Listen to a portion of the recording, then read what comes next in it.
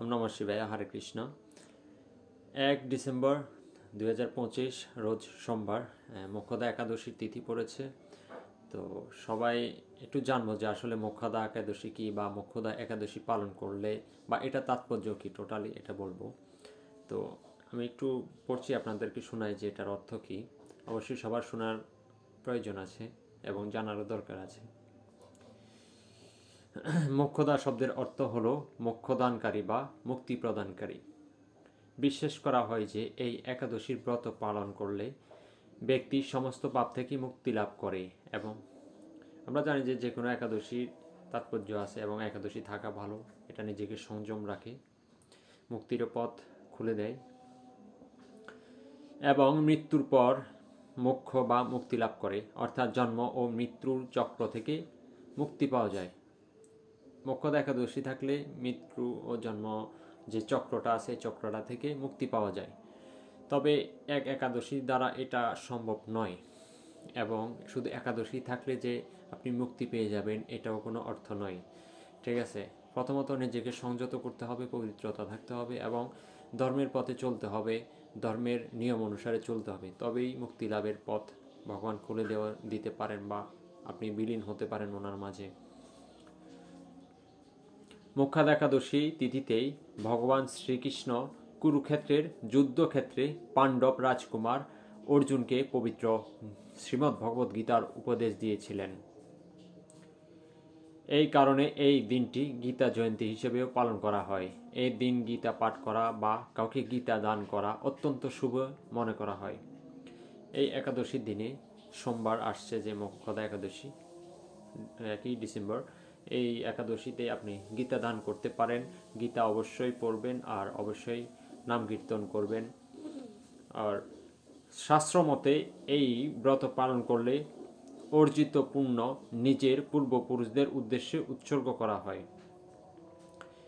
এই একাদশী ব্রত পালন করলে আপনার পূর্বজন্মে যারা পূর্বপুরুষ ছিলেন ওনারা তো এখন বেঁচে নেই, তো সবার এই একাদশী থেকে যদি আপনি একাদশী পালন করেন, এই একাদশী পালন থেকে কিন্তু তারাও তাদের ভাগ পাবে। এবং বলা হয় যে আসলে বংশের প্রদীপ ছেলেদেরকে বলা হয় একটা কারণে, যে আপনি যদি সুপথে বা ধর্মের পথে থাকেন, যদি আপনি মহাপুরুষ হয়ে উঠতে পারেন, আপনার এই পুণ্য ফলের কারণে কিন্তু পূর্বপুরুষরাও কিন্তু স্বর্গে লাভ করতে পারেন। এই উপবাস সমস্ত লোভ, আসক্তি, হিংসা ও সঞ্চিত লাভ পাপ দূর করে। হ্যাঁ, শুধু এক একাদশী নয়, আসলে সব একাদশী থাকা উত্তম। মোক্ষদা একাদশী ব্রতকে চিন্তামণি রত্নের সাথে তুলনা করা হয়, যা সমস্ত ইচ্ছা পূরণ করে। মোক্ষদা একাদশী ব্রতকে চিন্তামণি রত্নের সাথে তুলনা করে। চিন্তামণি রত্ন, যেটা চিন্তার মধ্যে, চিন্তামণি রত্ন আসলে খুবই গুরুত্বপূর্ণ বিষয়। এই দিন ভগবান বিষ্ণুর দামোদর রূপ এবং মা লক্ষ্মীর পূজা করা হয়। যে একাদশী হবে ওই দিন অবশ্যই বিষ্ণু এবং লক্ষ্মীকেও অনুসরণ করে পূজা করবেন। এতে ভক্ত ধন, সৌভাগ্য ও ঐশ্বরিক আশীর্বাদ লাভ করেন। ব্রত পালনকালে বিষ্ণু সহস্রনাম পাঠ করা বিশেষ ফলদায়ী। বিষ্ণু সহস্রনাম শুধু বিষ্ণু পূজা এটা না, এর সাথে বিষ্ণুর যত অবতার, যেমন বিষ্ণুর 10 অবতার রয়েছেন, শ্রীকৃষ্ণ যত অবতার রয়েছেন সব অবতার নামে আপনি অবশ্যই পূজা অর্চনা করবেন, এই জন্য বলা হয়েছে। এ দিনে নিষ্ঠা ও ভক্তির সাথে উপবাস, পূজা এবং দান করলে জীবনে সুখ সমৃদ্ধি আসে এবং আধ্যাত্মিক উন্নতি ঘটে বলে বিশ্বাস করা হয়। এই একাদশী অবশ্যই খুবই গুরুত্বপূর্ণ সবার জীবনের জন্য, অনেক দিক দিয়েই।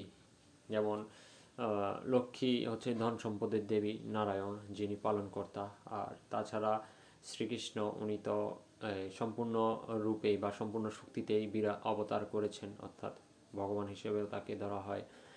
তো সবাই একাদশী অবশ্যই পালন করবেন। আর পালনের সময় হচ্ছে যে 2 ডিসেম্বর 6টার পর থেকে 10টার মধ্যে অবশ্যই পালন করবেন। ওম নমঃ শিবায়। হরে কৃষ্ণ। সবাই ভালো থাকবেন, সুস্থ থাকবেন, এটাই কামনা করছি।